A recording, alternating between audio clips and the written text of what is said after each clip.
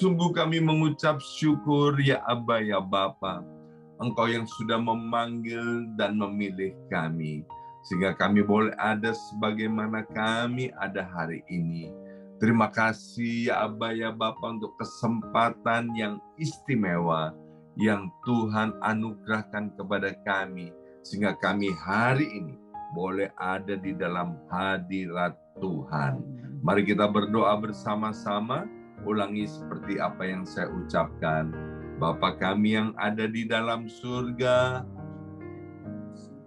dikuduskanlah namamu, datanglah kerajaanmu, jadilah kehendakmu di bumi ini seperti di dalam surga.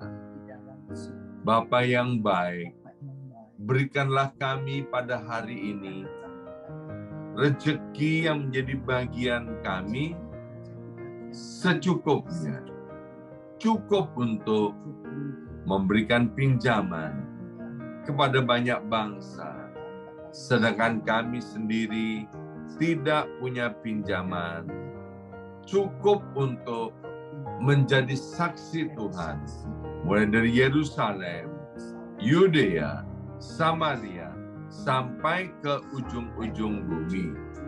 Cukup untuk menjadikan semua bangsa murid Kristus dan membaptis mereka dalam nama Yesus. Terima kasih Bapa untuk rezeki yang secukupnya. Dan ampunilah dosa-dosa kami. Ampunilah kesalahan kami, seperti kami pun mengampuni orang-orang yang bersalah kepada kami. Dan janganlah masukkan kami ini ke dalam pencobaan, tetapi bebaskanlah kami dari segala yang jahat. Sebab Engkaulah yang empunya kerajaan, kuasa, dan kemuliaan sampai selama-lamanya. Dalam nama Tuhan Yesus, kami sudah berdoa. Haleluya, haleluya. Mari Bapak Ibu sekalian, sekarang kita bersama-sama secara serempak dan serentak kita akan menggemakan Mazmur 91 dengan suara yang keras, dengan suara yang lantang dari tempat kita masing-masing. 2, 3. Mazmur 91. Orang yang duduk dalam lindungan yang maha tinggi dan bermalam dalam naungan yang maha kuasa akan berkata kepada Tuhan, tempat perlindunganku dan kubu pertahananku, Allahku yang kupercayai. Sungguh Tuhanlah yang akan melepaskan aku dari jerat penangkap burung dan dari penyakit sampar yang busuk. Dengan kepaknya Tuhan akan menudungi aku. Di bawah sayapnya aku akan berlindung. Kesetiaan Tuhan ialah perisai dan pagar tembok. Amin, amin, amin. Terjadi di dalam nama Tuhan Yesus. Aku tak usah takut terhadap kedahsyatan malam, terhadap panah yang terbang di waktu siang, terhadap penyakit sampar yang berjalan di dalam gelap, terhadap penyakit menular yang mengamuk di waktu petang. Walau 1.000 orang rebah di sisiku dan 10.000 di sebelah kananku, tetapi itu tidak akan menimpa aku. Aku hanya menontonnya dengan mataku sendiri dan melihat pembalasan terhadap orang-orang fasik. Sebab Tuhan ialah tempat perlindunganku yang maha tinggi telah kubuat tempat perteduhanku. Amin, amin, amin. Terjadi di dalam nama Tuhan Yesus. Malapetaka tidak akan menimpa aku, dan tulah tidak akan mendekat kepada kemahku. Sebab malaikat-malaikat Tuhan akan diperintahkan oleh Tuhan kepadaku untuk menjaga aku di segala jalanku. Para malaikat Tuhan akan menatang aku di atas tangannya, supaya kakiku jangan terantuk kepada batu. Singa dan ular tedung akan aku langkai. Aku akan menginjak anak singa dan ular naga. Amin, amin, amin. Terjadi di dalam nama Tuhan Yesus. Sungguh hatiku melekat kepada Tuhan, maka Tuhan akan meluputkan aku, Tuhan akan membentengi aku, sebab aku mengenal nama Tuhan. Bila aku berseru kepada Tuhan, Tuhan akan menjawab. Tuhan akan menyertai aku dalam kesesakan. Tuhan akan meluputkan aku dan memuliakan aku. Dengan panjang umur akan Tuhan kenyangkan aku, dan akan Tuhan perlihatkan kepadaku keselamatan daripadanya. Amin, amin, amin. Terjadi di dalam nama Tuhan Yesus. Terima kasih Bapa. Sekarang berbicaralah kepada setiap kami melalui kebenaran firman Tuhan.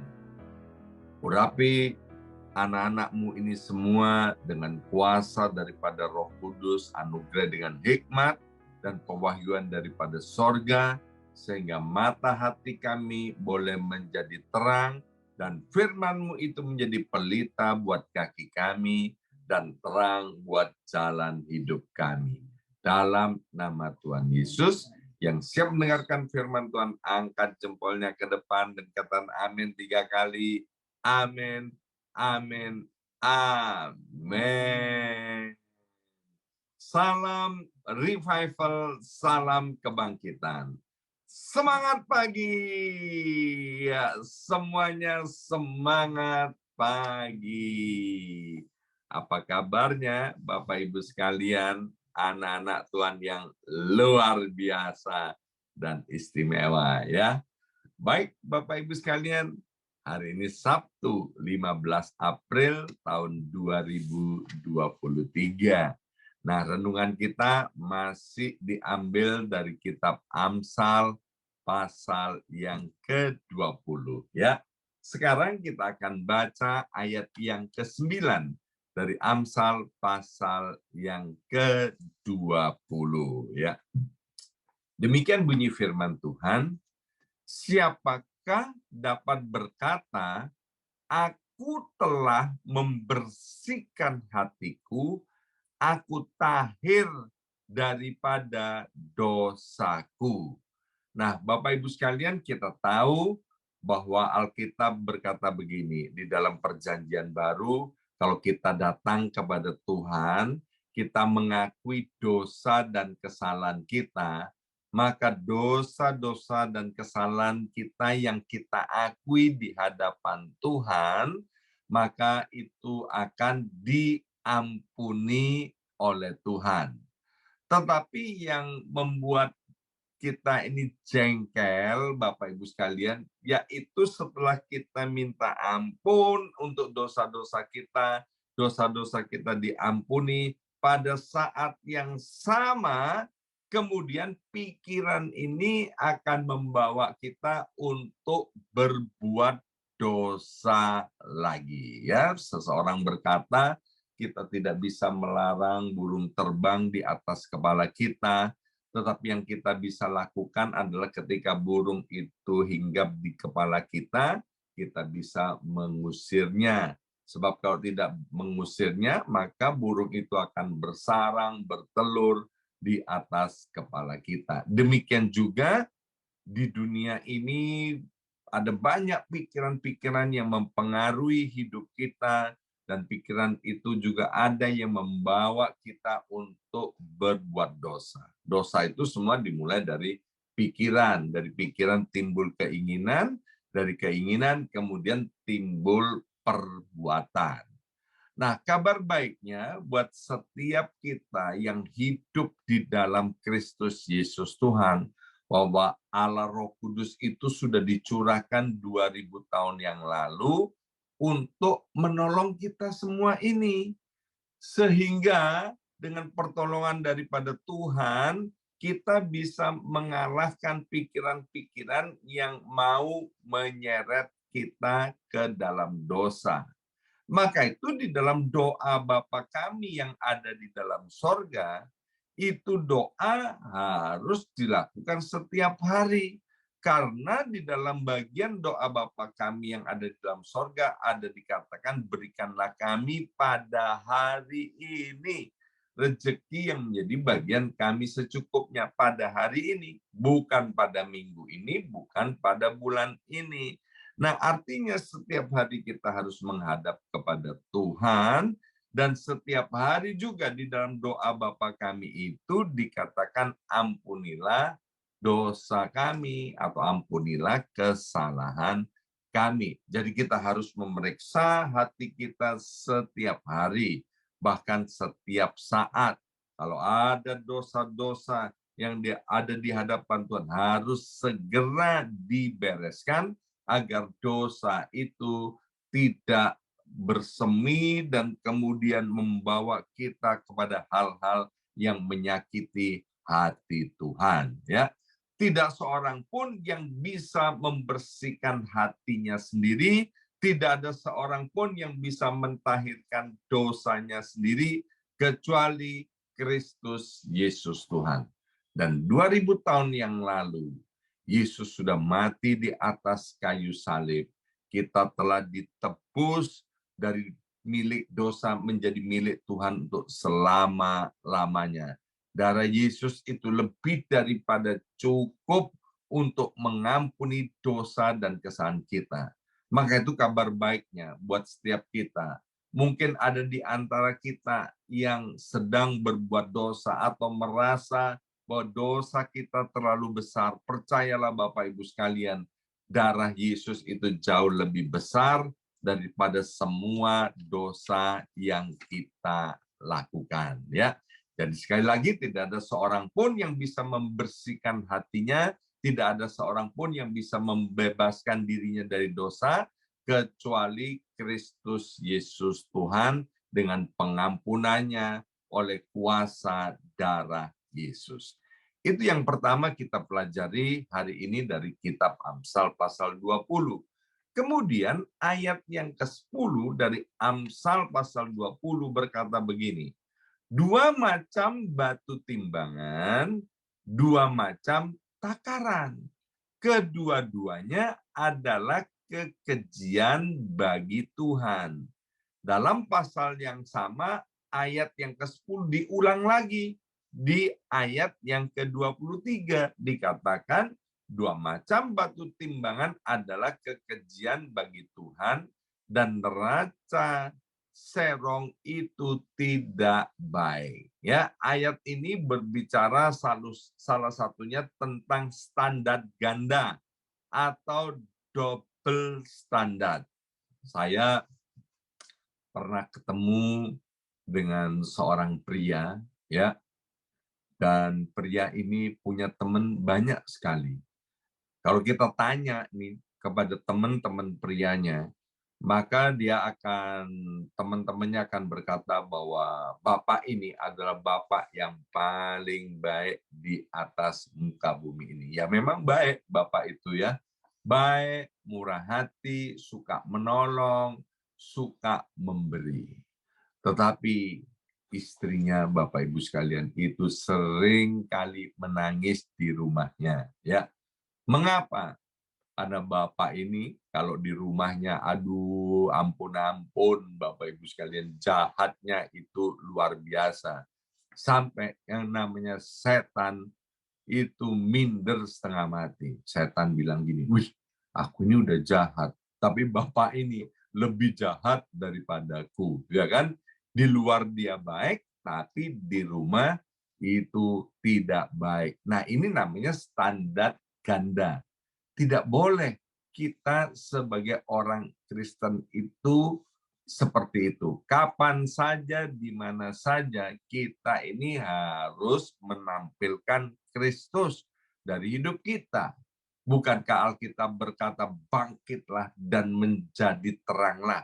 Sebab terang Tuhan telah terbit atasmu. Yesus sendiri berkata bahwa kamulah garam dunia. Kamu adalah terang dunia. Jadi Bapak Ibu sekalian, kalau bicara soal garam, ya kan? Garam itu ada di dapur ya untuk masak sayuran misalnya atau makanan tertentu ya. Makanan yang macam-macam itu asinnya sama. Garam nggak bisa pilih-pilih. Wah, ini karena masaknya mungkin karena sup ayam, ya kan? Aku nggak suka nih, jadi aku nggak mau jadi asin. Kemudian, oh ini masak soto, ya kan? Nah ini garam ini baru bisa lebih asin daripada ketika dimasukkan ke sup ayam, nggak boleh begitu, ya kan? Jadi kapan saja, di mana saja kita ini harus menampilkan Kristus, tidak boleh pakai standar ganda. Standar ganda lainnya apa? Kalau kita pergi kerja, ya kan? Karena takut gajinya dipotong atau takut di PHK, kita nggak pernah terlambat datang ke tempat kerja. Bahkan beberapa menit sebelum jam kerja kita udah ada di tempat kerja. Tapi kalau kebaktian, kalau ibadah, ya kan, sering kali terlambat, ya, bukan satu dua kali, tapi sering kali terlambat. Ini nggak nyindir Bapak Ibu sekalian, karena Bapak Ibu sekalian ini luar biasa, ya kan, pagi-pagi sebelum doa paginya dimulai, Bapak Ibu semuanya udah pada check in, udah pada masuk, ya. Tapi hal yang seperti itu Bapak Ibu sekalian nggak boleh, ya. Jadi standar ganda itu tidak boleh, itu tidak baik, dan itu adalah kekejian di hadapan Tuhan. Kalau di tempat kerja, kita disiplin waktunya, maka dalam ibadah harus lebih lagi. Sebab ketika ibadah kita sedang menghadap Raja di atas segala Raja, Tuhan di atas segala Tuhan, namanya Yesus Kristus. Kalau di tempat kerja, misalnya kita bekerja dengan sungguh-sungguh, dengan rajin, demikian juga dalam pelayanan kita harus lebih sungguh-sungguh lagi, lebih rajin lagi. Mengapa? Karena yang kita layani itu adalah Tuhan sendiri. Atau sebaliknya, ya kan? Kalau di gereja kita nggak pernah terlambat, kalau di gereja kita pelayanan sungguh-sungguh, di tempat kerja kita suka terlambat, kemudian kerjanya asal-asalan, itu juga tidak boleh, ya. Maka itu Bapak Ibu sekalian, seperti yang ditulis di dalam kitab Kolose pasal 3, 23 dan 24, apa saja yang kita kerjakan, apa saja yang didapat oleh kedua tangan kita untuk kita perbuat, lakukanlah semuanya seolah-olah untuk Tuhan. Dan kalau kita melakukan seolah-olah semuanya untuk Tuhan, maka tentu kita tidak akan memakai standar ganda. Jadi standar kita apa, Pak? Ukurannya apa yang harus dipegang? Ukurannya adalah firman Tuhan. Standarnya adalah firman Tuhan, ya. Dan kemudian ayat yang ke-13 sekarang dari Amsal 20. berkata begini, janganlah menyukai tidur, supaya engkau tidak jatuh miskin. Bukalah matamu, dan engkau akan makan sampai kenyang. Ayat ini tidak mengajarkan kita untuk supaya kita kurang tidur. Kurang tidur itu nggak baik, Bapak Ibu sekalian. Kurang tidur itu tidak sehat. Kita masih ingat ada seorang tokoh Alkitab yang sangat terkenal, namanya Elia. Ya, satu kali dia kepingin mati, Bapak Ibu sekalian. Padahal dia dipakai Tuhan dengan luar biasa. Dia membunuh nabi-nabi Baal itu jumlahnya kurang lebih 450 orang dia bunuh sendirian. Hebat nggak Nabi Elia? Dan kemudian setelah semua itu terjadi, Nabi Elia kepingin mati, bosan hidup. Dan Tuhan bilang begini, Elia, ada tidur sekarang, ya kan? Dan ketika Elia sudah bangun dari tidur, tubuhnya jadi segar kembali. Ya, jadi Alkitab tidak melarang kita itu tidur. Kita harus tidur yang cukup, Bapak Ibu sekalian. Yang nggak boleh itu adalah malas.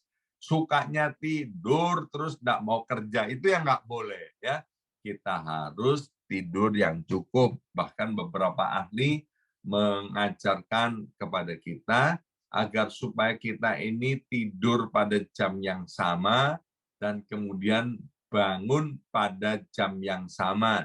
Kalau kita mengusahakan seperti itu, kita bisa panjang umur, sehat dan awet muda. Ya, coba tuh lihat Ibu Yongki, udah nenek-nenek, umurnya 60 lebih, ya kan, seger, awet muda, ya tidurnya rutin. Kami ini tidurnya rutin, dulu nggak disiplin, sekarang tidurnya rutin banget. Ya jam 12 kurang dikit kami udah pergi tidur.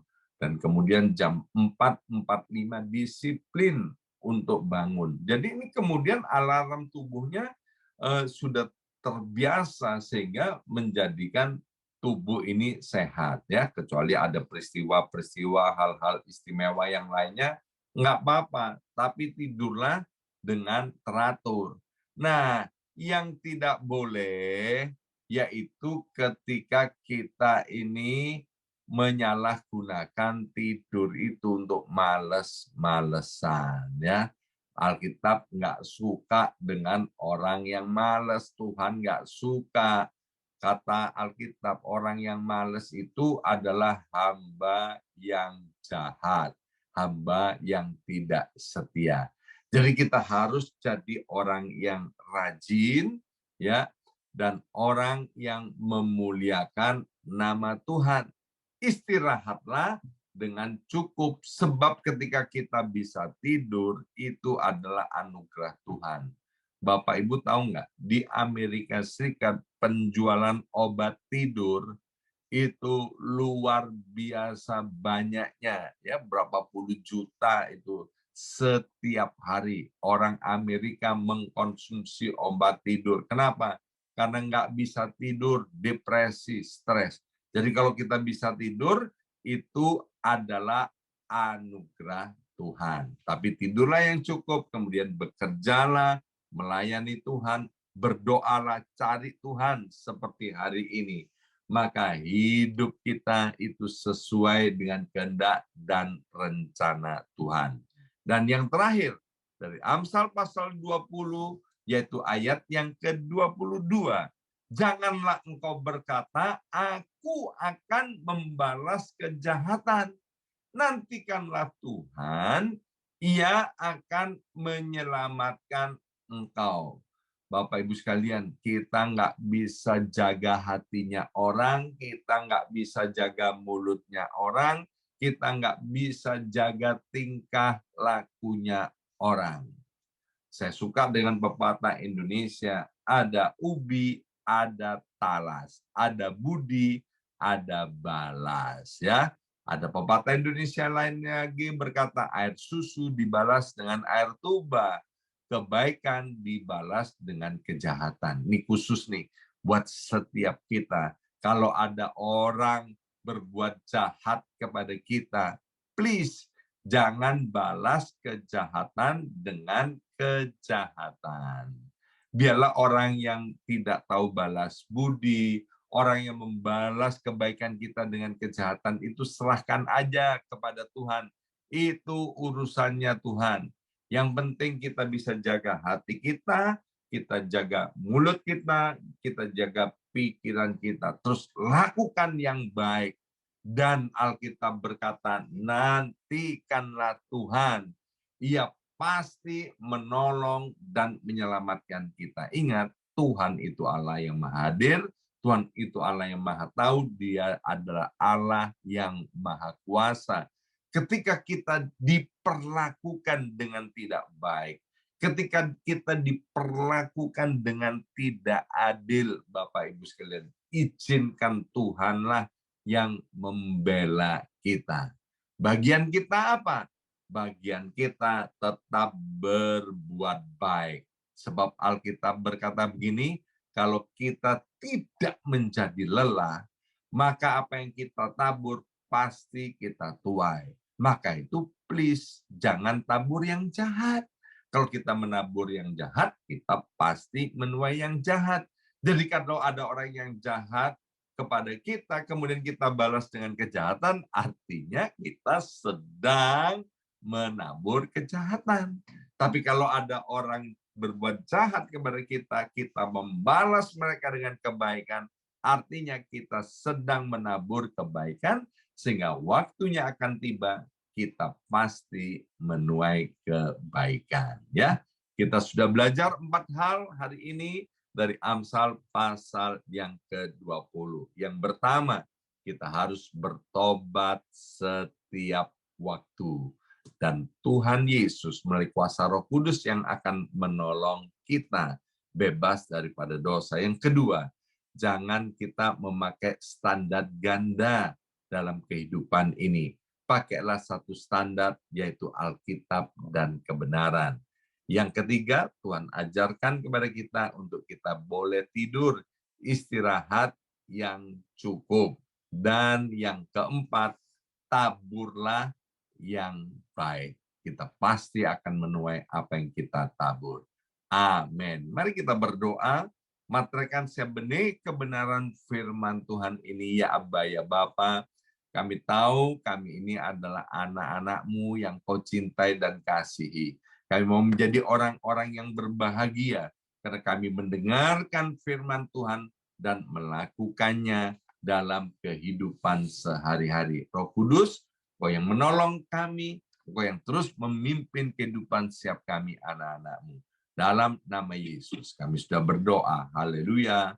Amin. Amin. Amin.